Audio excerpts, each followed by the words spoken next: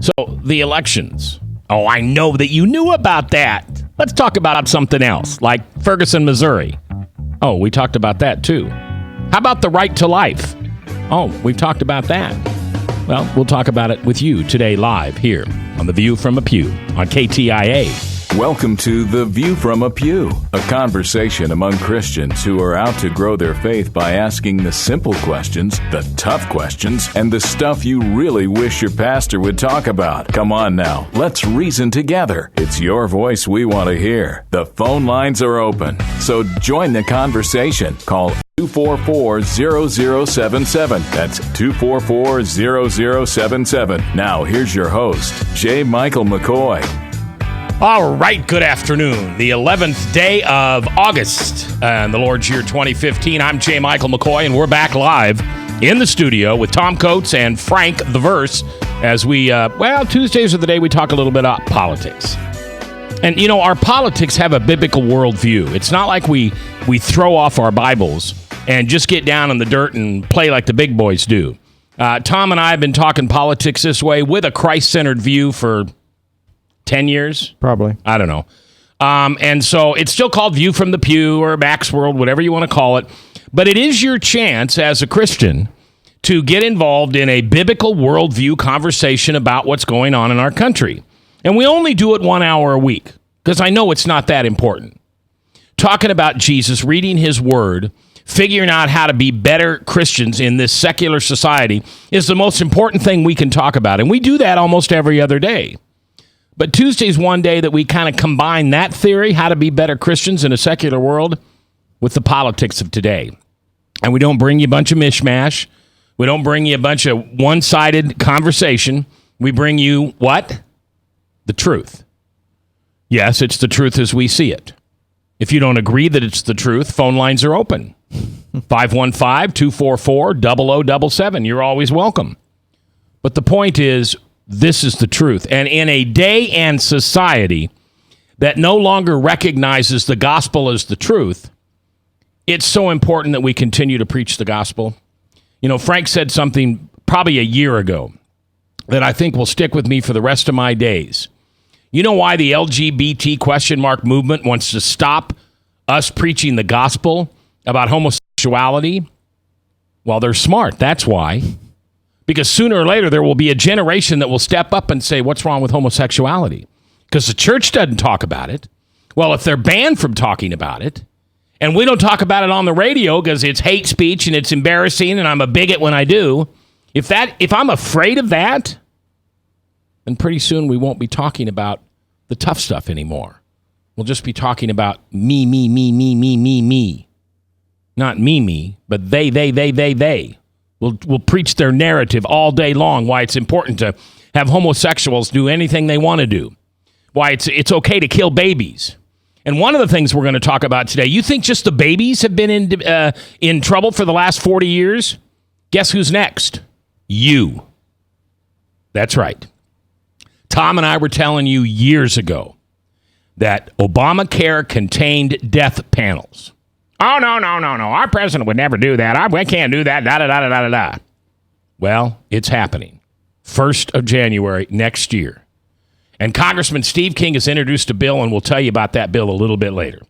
All right, that's my intro. Tommy, how you doing? That's a good intro, Mac. Absolutely. Thank you. Think I could be in radio? I mean, think there's there a hope for me, maybe? I think you keep working on it, Mac. I'm going to give it another 45 years and just see if I can get better at this. And Frank is not only producing, but he's got the new microphone headset on. Let me hear that voice there, voice. Well, here's the voice. Here's the verse. What are you dinging in there? It's Feeding must back? be feedback on something. There, I turned the speakers down. So. Oh yeah. Well, it helps if you don't have this. That's true. I'm sorry. I Tom, you got to help hold me accountable. I got to stop picking on Frank. Well, no, I got to reduce picking on Frank. Well, at least hold it to a minimum because now he's holding the keys to the car. I know that. He all of a sudden, when you start saying something he doesn't want to hear and you've been rough on, he just shut you off and start playing music or something. Well, Frank, and I'm going to say this to Frank, not to Tom, but I'm glad you're here. Frank, you've done a wonderful job learning how to produce this show. You have to realize that I can't produce a show. and you've sat there for 3 weeks and you've learned how to do it, and we'll see today if it's perfect, because unfortunately this can be produced perfectly. But I'll tell you what, every day he's gone by himself, except the first day was horrible. Well, as soon as you had like dual audio going that first day. As soon as you do a perfect show, I'll do a perfect show. Tommy, you and I have CD after CD after CD of perfect shows we've done. It seemed to me so. I think we've got at least 52 a year, don't we? Close. All right. So Frank's involved in the show today, not only producing, but his voice. And Tom Coates is here. And where do you want to start? Because I think it's just crazy this week. There's a lot of stuff going this week, as there is every week, Mac. You tune on any kind of show related to politics, and of course the first name you're going to hear is Trump. Donald Trump.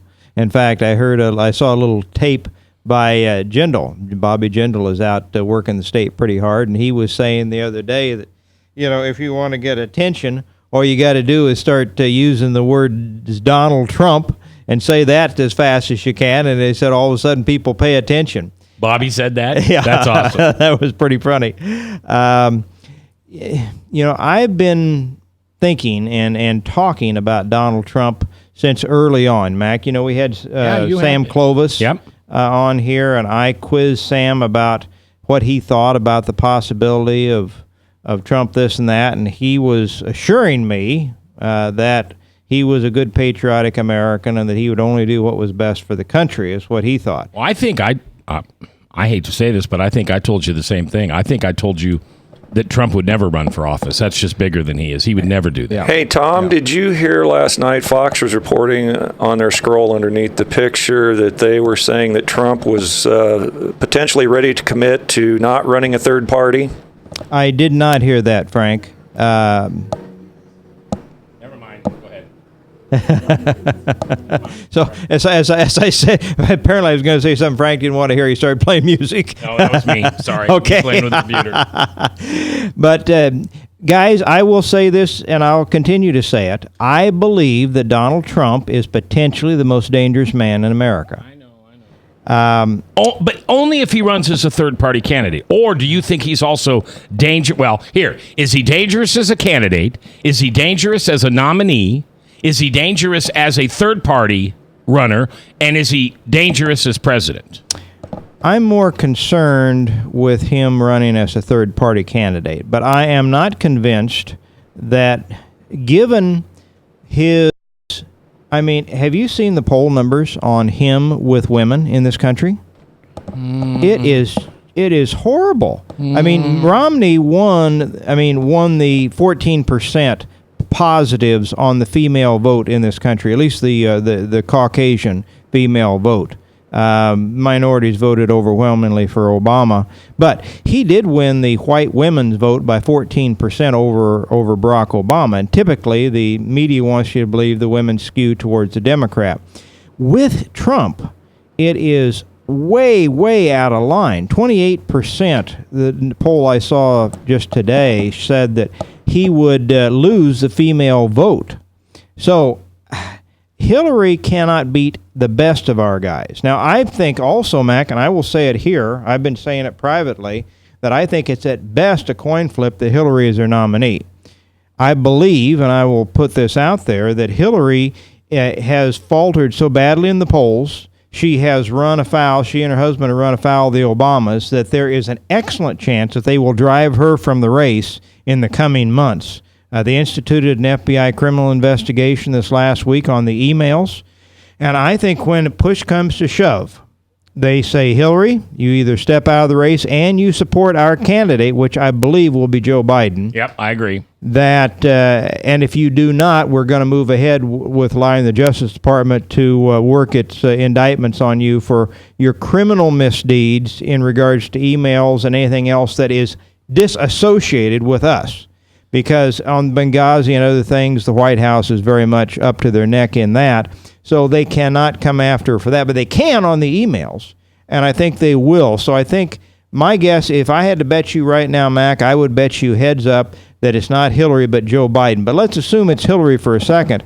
she has no hope to beat any of our candidates heads up, except perhaps Donald Trump. Oh, really? Yes. You think he's the weakest one up against her? At this point, the polls show, and I know it's a long way off from November of 16, but at this point, the only one of our top 5 or 6 candidates that she shows that she can beat is Donald Trump, and that comes from the women. The women traditionally do not like contention. They don't like a boisterous, braggadocio, blowhard guy that wants to fight everybody. That, maybe in most cases, there are some exceptions, but in most cases, that's not who they want, and that's who they view Donald Trump as. Hey, And Tom. so not the hardcore Republicans. Now, I will tell you that I think that the Trump phenomenon is also tied a little bit with Carly and Ben Carson. Those two also are doing fairly well in the polls, and what all three have in common is that none of the three have ever held political office. Now, Carly tried to get a U.S. Senate seat and couldn't get it out in California, but none of those three have ever held political office. I think the Trump phenomenon comes from the Republican base being just outraged, and have been for years, with the traditional Republican leadership in D.C. They've given them more and more to work with, and they get nothing for it. Boehner and McConnell are not sincere in their minds to want to oppose, either verbally or in action, Barack Obama and his far-left agenda in this country. In the latest installment, we were going to talk, and maybe we will still talk about the Planned Parenthood footage. We've never had a better chance to do something about the abortion issue than we have right now with these tapes that have come out on Planned Parenthood. And what do McConnell and Boehner do? They come out and guarantee that they won't shut down the government, which may be the only way potentially to defund the $500 million a year going to Planned Parenthood. Now, Planned Parenthood says that, well, this isn't going directly for abortions. Well, Mac, if you've got a corporation and I give money to one of your corporations and you promise to use it only for certain areas, but other areas which you are engaged in, I may find heinous, but, you promise me that you won't use any of that public money for the, it's absolutely ridiculous. So, but Boehner and McConnell are doing just what they always do. They pledge not to seriously oppose the Democrat agenda. Hey, Tom, glad you brought that up because, I think you vote a lot of the same reason I do on social and fiscal issues. And we were told for 6 years that we couldn't do anything because we didn't have the Congress. Right. Then we gave them the Congress. Well, then they told us, well, we can't do anything they can block everything in the Senate. Because we don't have the Senate. So Harry Reid changed the rules so a simple majority was good enough to satisfy the Senate oftentimes. So I voted for one reason this last go-around. That was to vote for Joni Ernst. That's the only person I could vote for to gain the Senate. Right. And I can't understand why they aren't sending a bill a day up on Obama's desk to be vetoed to show who the real obstructionists are. Because basically, my contention is how could Trump mess it up any worse than the professional politicians? Well, and you may have a point there. I do believe there are many people, and they're primarily governors. I think we'll start with Rick Perry, Bobby Jindal, Kasich, Wisconsin governor. All of those people, Walker, would do a far, far better job than what's being done right now. But I do think, and Frank, do you agree that Donald Trump is a manifestation of that kind of frustration you just now voiced? Absolutely. He's hitting a nerve, as I think it was Kasich said. Also, he's hitting a nerve with the Republican base on the media. They absolutely detest the media. When Bobby Jindal gave the line in Ames a few weeks ago, I wish you gave the same kind of coverage to Barack Obama and scrutiny that you give to every Republican that steps up there. The outpouring was deafening, went on for about 2 minutes. The media was taken aback. The 60, 70 media type up on the front row, they couldn't believe because it obviously was a slap back at them. And I think that also plays into this Trump thing because Trump isn't respectful of the media either. All right, we're going to take our first break here. When we come back, a little bit more on the presidential field, also a little later on Ferguson. What's going on? Again, are you kidding me? Did I wake up from a bad dream? Black Lives Matter? Really? You kind of prove you're a hypocrite because you don't think they do. I'm talking to people in Ferguson because, this new signal, anyway. We're coming back live here on The Truth. From the RE/MAX Real Estate Concept Studios, this is Webcast One Live. Hi, I'm J. Michael McCoy, and about 20 years ago, I went to a used car salesman by the name of John Hewitt. He had a little shop over there on North 2nd Avenue called John's Auto Sales, and I bought a car. I found that experience to be one that I had never had before from a used car salesman. He was honest, he was dependable, he had integrity, and he did what he said he was going to do. Well, over the years, between my kids and grandkids, I've purchased 7 vehicles from John's Auto Sales. And last month, I asked him to be a sponsor. I can tell you about their huge selection. I can tell you about their years of experience. I can tell you about their honest integrity. But all I really need to tell you is that I bought 7 cars, and you can trust them. John's Auto Sales, 5435 2nd Avenue, Des Moines. You need a good ride when you hit the trail. Trust the man with the cars, and he goes by the name of Big John. Big John. Big John.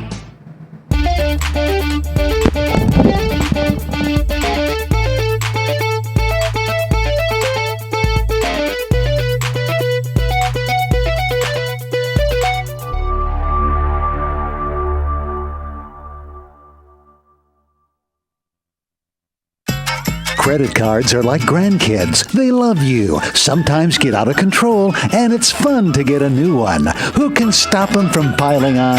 Hi, I'm Tom Coates with Consumer Credit of Des Moines. At the end of the day, you can return the grandkids, but you're stuck paying off bad credit card debt. We'll help you put the fun back into using credit cards responsibly. Right, kids? Yeah! If you need help getting credit cards off your back, call Consumer Credit of Des Moines.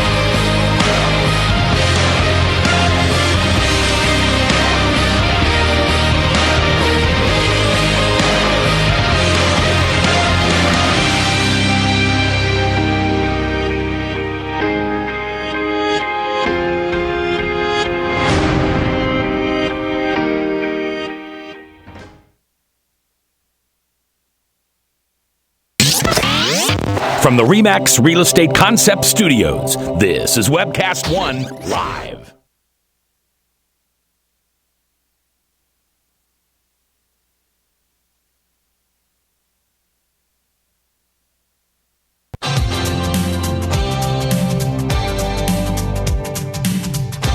If you sit in the back pew or the front pew, it's your voice we want to hear.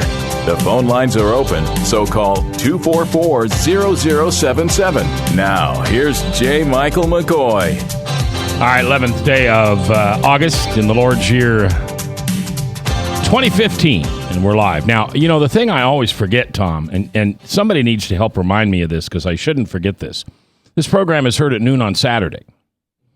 And I was listening last Saturday to the show, and I realized that I wasn't recognizing the audience that was listening then. I was only recognizing the audience that listens now. So, yes, if you're not able to hear this show during the week, you will then be able to hear it Saturdays at noon right here on 99.3. It will not be on Webcast One Live at that point. At that point, that show has been archived, though, to our YouTube pages. And for exact instructions how to find those, just let me know. Basically, you go to webcastonelive.com. And you go to archives and you pick which show you want to watch, and boom, it's right there on YouTube. So, and yes, if you're listening to the radio and you say, you lean over to your buddy that's driving down the road with you because you just had a nice lunch, and you say, Max lost it. That's another issue. Max lost it because he's talking about see me pictures. Man, he's old. No, well, that's all maybe true, but that's just beside the point. Yeah, if you're just joining us for the first time on 99.3, this program is simulcast, which means similar cast, or at the same time on the web at Webcast One, ONE, webcastonelive.com. And it is the exact show that we're doing here, and we just call it Passionate Radio with Pictures.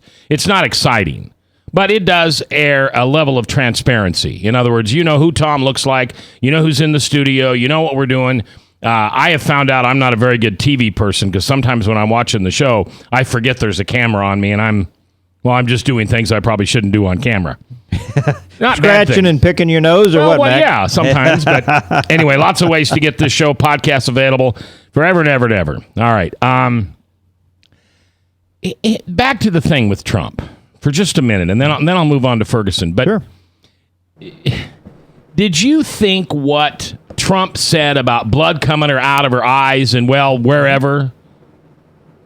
I would not have, in all honesty, and I've been critical of Donald Trump, and I think rightfully so for quite a while. I do not think that I would have drawn that conclusion had I heard it without the commentators making such a big deal out of it. I can see why, especially women that were sensitive, because men have for generations dismissed and insulted women oftentimes with similar type of comments about their behavior and the time of the month and so on and so forth. Without thinking about that kind of thing, very often I would not have put it together. But I could see where some people would think that, especially, Mac, in regards to being Donald Trump. And it is Trump's habit that if you criticize him in any way, he comes back harder, well, you're a loser, you're going nowhere, no, you didn't quit, I fired you. Any type of criticism elicits a response, which is part of the reason that even towards the media, that a lot of people are clinging to him, and no matter what he says or how he stubs his toe, a traditional candidate would have been done by now. Hey, but he is not a traditional candidate. He is a manifestation of other things. Yes, Frank? Tom, don't you think that whole premise of the debate was set up to, in essence, set Trump up to say something outrageous, because they know he's going to say something outrageous, and they was wanting to try to set it up to see how the other candidates was going to respond to him, because O'Reilly had been signaling for 2 or 3 days that Rand Paul would take a swipe at him because he felt Paul was so low in the polls that he would have to, and that's exactly what Rand Paul done. As soon as he could take a swipe at Trump, he did. Well, but he really got himself wired up with Chris Christie. That was the most interesting back and forth between the candidates of the night. I think the candidates are a little timid, Frank, if there was bait thrown out there, I think the candidates were too timid because of the kind of blowback that they're going to get from Donald Trump to want to pile on him. And I mean, if you got a big bully on the playground, you do not want to poke him with a stick for fear that he's going to knock you to the ground. Tom, wouldn't you agree if some candidate would step up and say, "Hey, I'm going to co-opt Trump's issues, and I'm going to make him Secretary of State to take over John Kerry's position, and I'm going to turn him loose to quote unquote make great deals," because obviously Trump is using a technique called leverage to say that, hey, look, why should I give up my leverage to not run third party? This is what we need. We need leverage against Iran. We need leverage against China. Mm-hmm. We need leverage against Mexico. And we're not using our leverage because we're taking things off the table right off the bat. All right. Do you think he is serious about running third party candidacy? No, I don't think so. I'm not even sure he really wants the presidency to start with, but I think he's trying to dictate the terms of the debate. You think he'd want a cabinet position? I think he would take Secretary of State because he prides himself as somebody who makes great deals. So turn him loose on Iran and let him make great deals. I don't think so. I don't think so. I don't think he's willing to take second seat to anybody. Yeah, he's not going to take second fiddle. He's not going to listen to the president. And quite frankly, what president would want somebody like that? Well, and even if he would take, a vice presidential position, again, I think anything other than number one is not going to suit him. So I disagree with you on that one, Frank. As far as the media wanting to throw some red meat out there and have him go for it so that at least, in the 24/7 news, they are trying to generate something either real or imagined so that they can run with it. I agree with that. But the candidates themselves were all too reserved and careful to want to step into that Donald Trump muck. Well, I agree, Mac, Tom, but Carly Fiorina, as you said, and Ben Carson's polls both raised significantly in Iowa after those two debates. Yeah, both. Yes, she did. Her polls went up as well as Ben Carson. Now, to give Ben Carson a little credit, Ben Carson's working this state harder than anybody.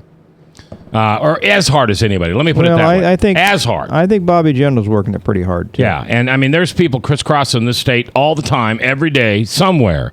The question of Trump being in any other position other than the president, I don't think is even... Why would he do that?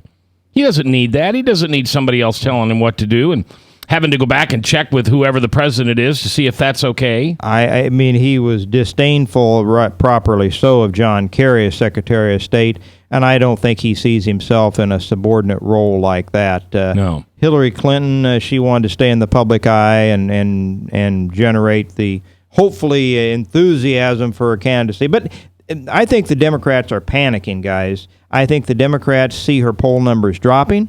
They realized that her fall from grace in 2008 was not because Barack Obama was a great spokesman and statesman and all of this. They now are recognizing that it's the deficiencies of Hillary Clinton to connect with the American voters that caused her downfall in 2008, and they're desperate to get her out of that position for 2016. Absolutely. Tom Coates in the house, as well as Frank the Verse. He's producing. I'm J. Michael McCoy. If I haven't told you lately, thanks for listening. Love this job.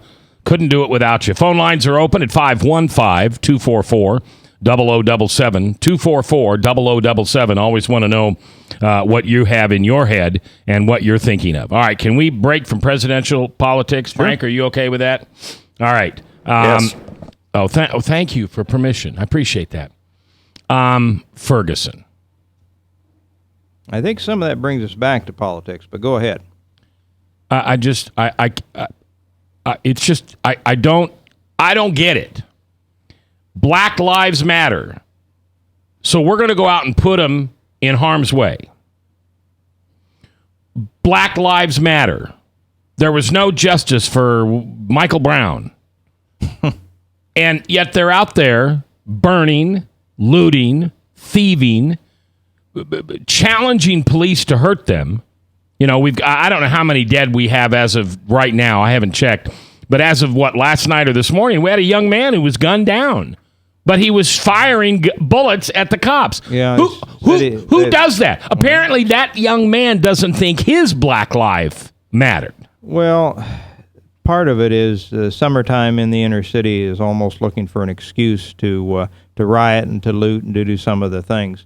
I hadn't heard confirmation, but the initial thought was that the fellow that was gunned down was a friend of Michael Brown's. Let's remember the Michael Brown, the media template was that he was a gentle giant just out for a walk, and an ornery white cop chose to shoot him in cold blood. The reality, once the story became clear, was that Michael Brown was a thug and a thief, and that he had actually he did assault, tried to take the gun away from the officer, and God help the officer, if he'd have been successful, he'd have been dead. Yeah. The gun went off. Michael Brown was shot in the hand.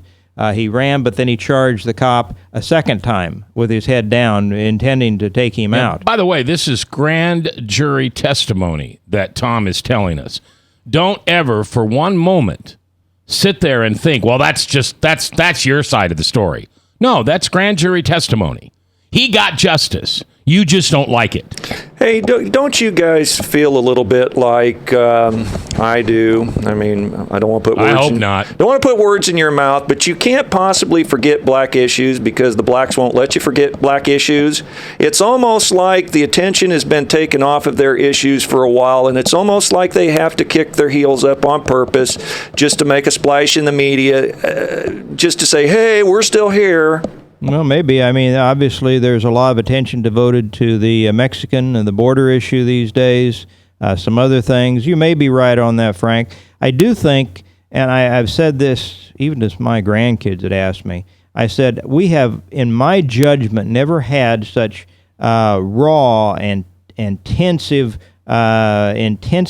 race relations in this country since I was a kid in the 60s. Absolutely. I would agree with you. And the irony, guys, is that many of the white voters voted for Barack Obama back in 2008 because they thought that finally putting half black, but he's a first black president in the White House would salve over all the past racial divide and we could move on. The irony is that this guy has been not only a community organizer, but a race baiter, much as, Al Sharpton's been to the White House 80-some times. It's not coincidence that he and Barack Obama have spent as much time together as they have. And Al Sharpton is nothing but a professional race baiter. Right. And this is what Barack Obama is as well. Every opportunity since he became president, whether it's the Cambridge professor, and he said the cops acted stupidly, or Trayvon Martin, who if I had a son, he would look like Trayvon, and he sends the Justice Department down to Florida with 40-some FBI officers to make sure this is a hate crime. He sends them to Ferguson, where you're talking about. He sent them elsewhere. He has done nothing but foment racial divide in this country since he took office. Now, I don't think has he been successful in anything? Yeah, because I don't think we need to pass off this. I think he has been successful at one of the things he wanted to do, which was create tension in this country amongst the races. He needs that tension to really come around and remake America, which he promised us to do. Without some of the racial tension and pressures, he would not be as successful in remaking this country. Well, I think you got it figured out, but boy, it's it sounds like a nightmare. It doesn't sound like anything I want to really think about seriously. When we come back, you heard 8 years ago or 4 years ago, whenever it was that Obamacare was coming out, that there would be death panels. You didn't believe it. Your proof is right around the corner. We'll talk about it next, live. From the RE/MAX Real Estate Concept Studios, this is Webcast One Live. I'm Brian Leach, owner of Service Legends, and my position is Chief Talent Officer. I'm Nicholas Wonderscheid. I am Bernie Hobbs. And I'm the Service Manager. Marketing Director and Client Relations Manager. Everything that we do is about ensuring that we exceed your expectations. Our clients are important to us. 100% satisfaction. We're not just focused on heating and cooling. That's the easiest part of our job, actually, is fixing furnaces and air conditioners. Everyone that we come in touch with, we want to improve lives. Bottom line is, we've got our installation guarantees, 25% energy savings guarantee, comfort guarantee, temperature selection guarantee, property protection guarantee. 100% satisfaction guaranteed. Fixed rate or it's free. All of those guarantees are backed up with a 100% money back guarantee to hold ourselves accountable to making sure that you get what you're after. Just fixing the problem today. If they have another problem 5 days down the road, it's still fixed rate or it's free. We use what's called straightforward pricing. Our technicians are going to give you an exact to-the-penny price on what it's going to take before they move forward with any repair. That way you know what to expect. It's the same price every day. No surprises. If you get off work at 5 o'clock in the afternoon, you come home, you realize that, my furnace is broken. Now you need to call somebody out that night. You shouldn't have to pay more for that. We're guaranteeing service 24/7. We run afternoons, evenings, nights, weekends. We're staffed to work that. Phone rings at 3 in the morning. You'll get one of our representatives answering the phone every time.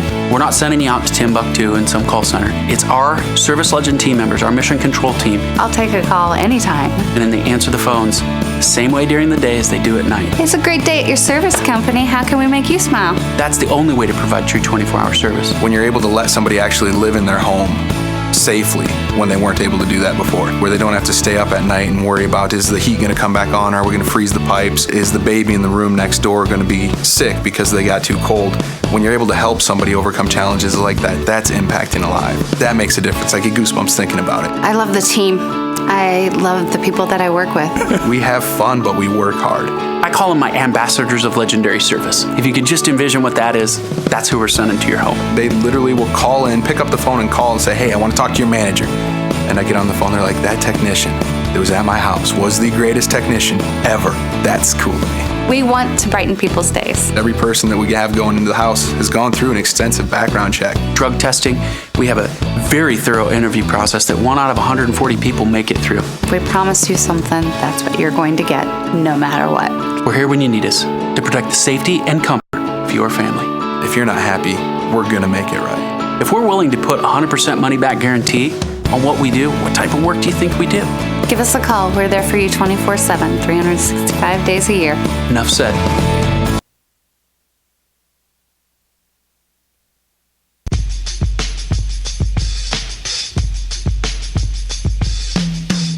If you sit in the back pew or the front pew, it's your voice we want to hear. The phone lines are open, so call 244-0077. Now, here's J. Michael McCoy. 2:38, 22 minutes before the top of the hour. Salem Radio Network News at the top of the hour. And then Steve Deace, the Steve Deace, live in Afternoon Drive. Back in his home market again on 99.3 The Truth. Before we get to the death panels, we have a breaking story that came out a little bit ago that 2 Russian warships have now been confirmed that they have docked in Iran. 2 Russian warships have docked in northern Iran for a series of naval training exercise with the Islamic Republic, according to Persian language reports translated by the CIA's Open Source Center. The 2 Russian ships docked in Iran's port on Sunday and will hold quote-unquote joint naval exercises during the 3-day stay of the warships in Iran. How's that make you feel? Does your stomach kind of butterfly when you hear that? Does your denial flag go up? Oh no, it's not. It's not. I mean, they do that all the time. This, as our president and his administration negotiates. What do you call this Well, thing? they don't call it a treaty because it would demand ratification, so they're calling it a deal. A deal. Yeah. The president makes a deal. That's his foreign policy. Yeah. Chuck Schumer is a linchpin in that. He's looked at Mac as the likely heir apparent to Dirty Harry Reid for a Senate, in this case, minority leader. And he came to the White House the other day, I think last Thursday night, and he told Barack Obama face-to-face that he was not going to support his deal with Iran to get nuclear armaments and to unload all of the stuff, the embargo, the way that we have worked it, we've kept them from a lot of their money. Now, they've done enough deviltry without that money. $150 billion is a lot of money. And this is the kind of money that they would get that makes them paying customers for Russia in particular, but China and some other people. But that money not only goes to the terrorists, which are killing Americans and going after the Jews, it also gives them defense capabilities with Russia's technology so that when... Immediate. Yeah. When we, with a subsequent better leader, which would not be impossible not to have, and Israel decide we're going to take out their nuclear capabilities, they're going to have surface-to-air missiles and some other defenses that make it much more difficult and much more hazardous for our people than it is right now. Now, Chuck Schumer has said, in fact, he said, let me have till tomorrow to come out and I will make this announcement myself. Well, the White House couldn't wait to get the information out. And they are now demonizing Chuck Schumer. And in fact, they are referring to him as a Jew that is tap dancing to the big Jewish money and interest. So they are not only dismissing him, they are insulting Chuck Schumer because he will not go along with this extremely dangerous deal that John Kerry has tap danced around and gotten for Barack Obama. So I think, but now McCain said today, you probably have seen it if you haven't, McCain predicted today that the Senate will oppose this deal.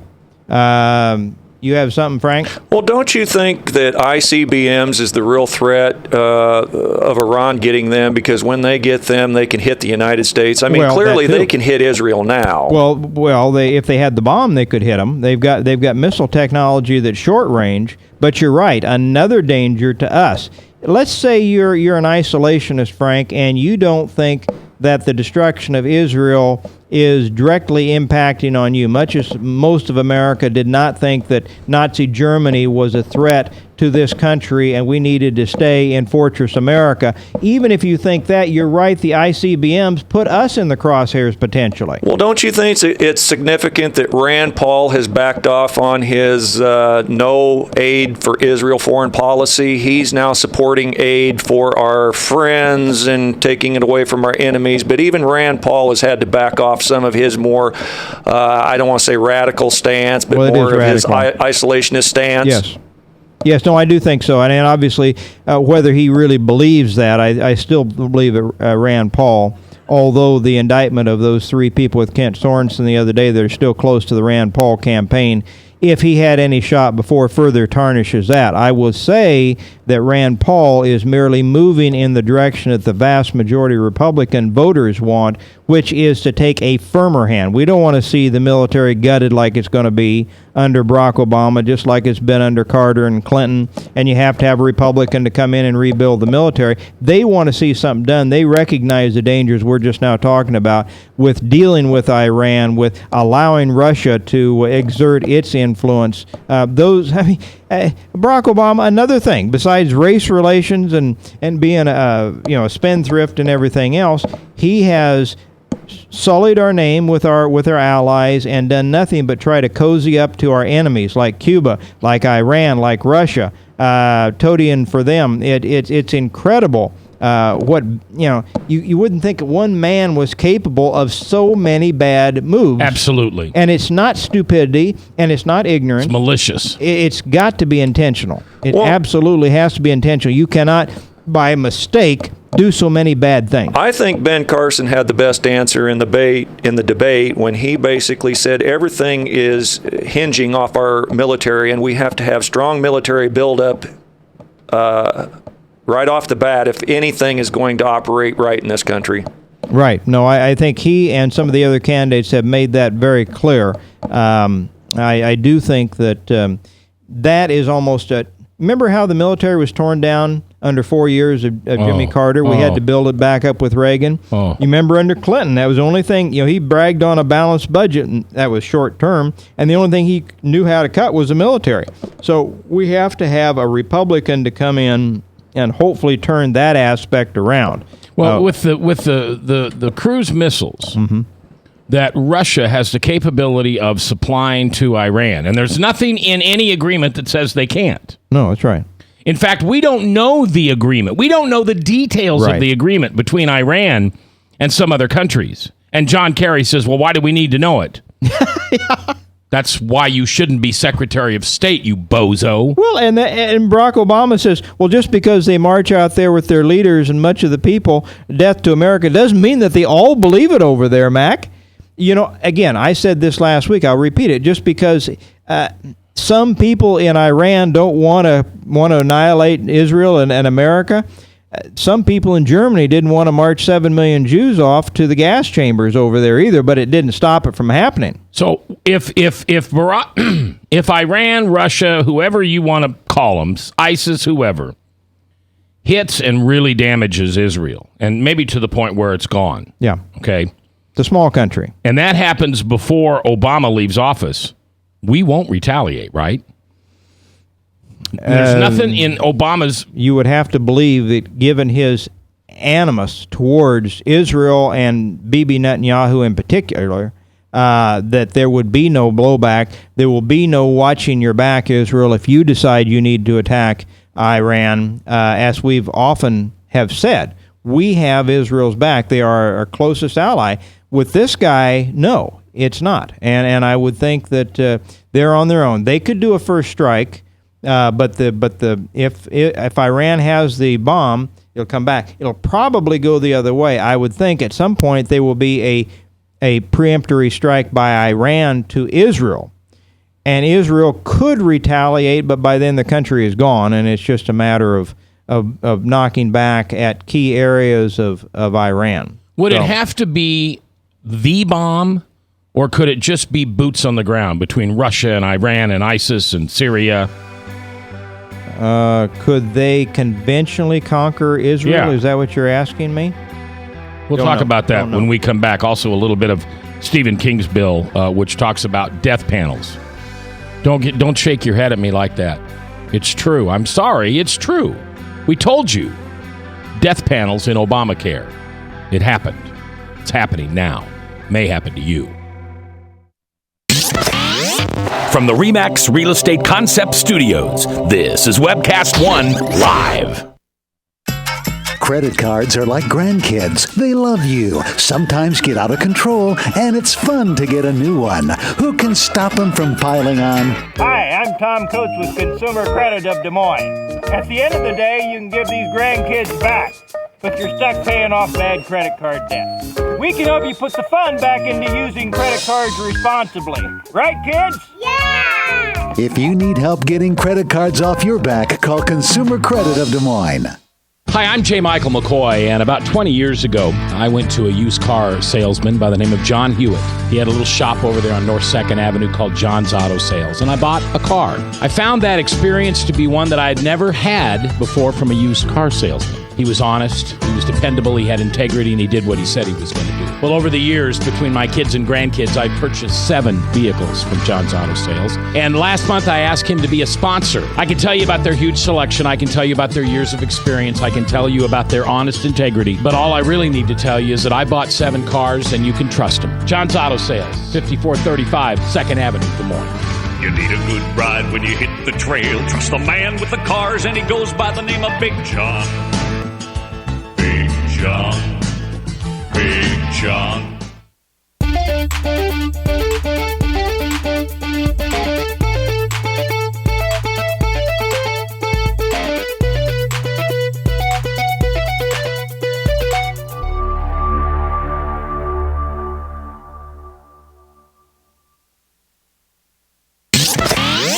From the RE/MAX Real Estate Concept Studios, this is Webcast One Live.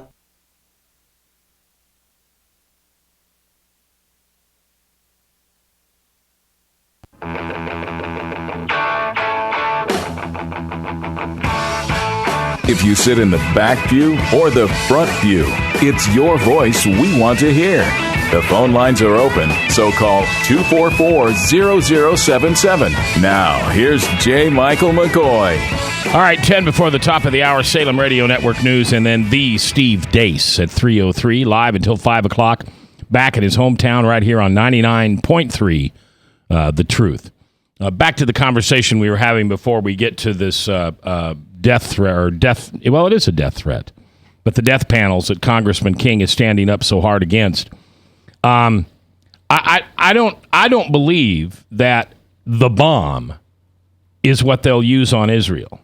You could be right, and that sets up a scenario like we've seen in some of the writings, Mac, about Armageddon, second coming of Jesus. I mean, from a biblical standpoint, a ground invasion with aerial and everything else that is conventional, not nuclear, sets up that kind of scenario that has often been talked about. What will kick off the second coming? Yeah, and my fear then would be, so you're Netanyahu. Yeah, I'm sorry, I didn't say that well. And your generals are telling you across Israel, because Israel's what, about the size of Rhode Island? Yeah, something like that. So your generals are telling you we've lost everything. I mean, it's just a matter of time until we have power over nothing. We don't control anything. Mr. President, I advise you now to send your nukes to Iran. It's the last chance we have. And so as Jerusalem falls, the bomb is flown into Iran, and there you go. Well, and there we go. And now if we had American might, military might of all sorts backing up Israel, that wouldn't happen. But I know some of the scholars that have looked into Revelation have said that the United States is not mentioned, and there's some reason that we're absent from what should be an obvious fray for the United States. China's listed, the bear is listed, Russia, the Middle Eastern countries, but America's not there. Does that mean America gets wiped out? No, it's doing what Barack Obama is doing, just staying out of the game, right? Not present. That could be. I mean, and you would have thought a few years ago, Mac, when we discussed this kind of thing, that was unthinkable. There must be some great catastrophe hits America. Well, it has. It's called Barack Obama. Yeah. Let me say real quick, Mac, before we run out of time. For those of you listening that have interest in the stock market, many of you have ridden up the stock market with mutual funds and investments. I want to put out a warning. Technically, this market is very close to verifying the top recently. We have seen nothing but straight up in these indexes for years, spurred on by federal stimulus, which went away about a year or so ago. And I don't want to, pretend to be a financial advisor for you, but I will tell you that we're talking about reasons for concern in this country. If you've got a good bit of your net worth tied up in the stock market, you need to be taking a look at it right now. What do you do? What do you do if you're sitting there with a $1 million, $2 million 401k ESOP or whatever? You don't have that much control over it. Well, you can move to a lot of people right now are going into treasury instruments, notes and bonds and things like that, and those things are starting to really move. And one of the alerts that we have, I think, Mac, is when the scared money starts to go into the federal debt instruments. It's not just because they want a big return. There's not a big return there, at least in an interest rate return. But what it is, it's a safety vehicle. And in fact, there was even a move up counter to most of the commodities right now in gold. Gold is also an escape vehicle. And it's way down. Yeah, and it probably is going to go lower. But to move to a money market that is controlled with federal instruments, short term, like the T-bills, the T-notes, those kind of things, would at least give you some security from what might be a pretty significant move down in the stock market. And if it's on the verge of doing it today, I don't know, we're not at the close yet, but tomorrow or this week, it could happen, and I'm just putting out a warning to everyone. And what will that do to our economy? Well, it's probably... Is this 08 all over again? Well, no, because we don't have some of the same parameters set up as we did in 08. We don't have the housing bubble that we had then. But we do have some other bubbles out there, and the stock market is probably one of the few things financially that has prospered under Barack Obama. It used to be considered a barometer of the health of the economy, and it hasn't been that way for a long time. And I hear interest rates for borrowing against mortgages are about to go up also. The Feds are going to raise them. The Fed may raise them. Right now, the instruments are saying the interest rates are coming down because the bonds and the notes have been going up. Okay. That means those interest rates are down. Yes, Frank? I heard somebody say, a talking head say, that people has made more money on the stock market under Obama than George Bush. Well, I think you can look at the indexes, and certainly because when Obama came into office, we were in the midst of that tanking that we did in 08. And so absolutely, if you just invested across the board with mutual funds in the stock market or bought index funds, absolutely you've made more. I'm just putting out a warning that those days might be very short now. So if you do have some of your money in the stock market of significance, you may want to reassess right now. All right, before we run out of time here, Tom and I hope next Tuesday to have Congressman Steve King in the House talking about the bill that he's introduced, and it's called a end-of-life counseling bill. And what we have is inside of Obamacare something called the end-of-life counseling bill. Now, that just sounds wonderful, doesn't it? You go into grandma and you say, well, how do you want to go? Oh, okay. It's not at all what it's about. It's totally misnamed. Is it the rationing of health care, Matt? Absolutely. It's what happened to my mother-in-law this year. And this bill, whatever you can do to find out about this bill, and if you go to steveking.house.gov, you do what I do, just Google Steve King, and it'll talk about H.R. 3251. And just read about it. Don't be a low-information voter. Don't think for one moment, oh, no president would ever do that. I mean, why would kill people at the end of life?